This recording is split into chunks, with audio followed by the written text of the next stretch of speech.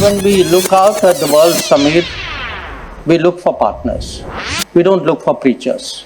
What are the expectations? And I know there are plans for a visit to this part of the world, but more broadly, if you take Europe and the EU as an actor in this particular equation, what are India's expectations from a EU partnership? That's the first part of the question. And the second, of course, is that you did make a very important point that maybe Donald Trump has popularized Arctic beyond the traditional circles of examination.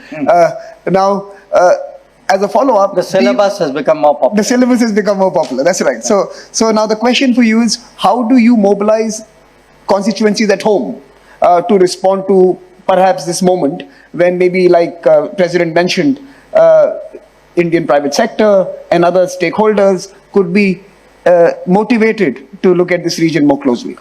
Well, when you ask me about Europe, you mean on Arctic or generally speaking? Generally speaking.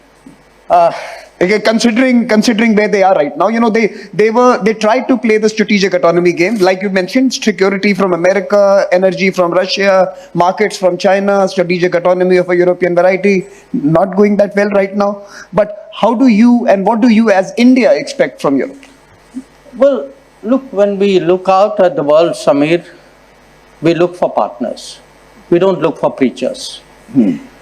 Particularly preachers who don't practice at home what they preach abroad.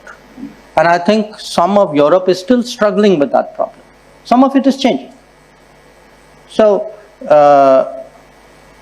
the issue for us, I mean, in many ways, Europe, I think, has entered a certain zone of reality check.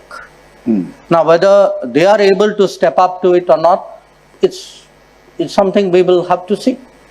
But from our point of view, if we are to develop a partnership, there has to be some understanding, there has to be some sensitivity, there has to be a mutuality of interest, and there has to be a realization of how the world works.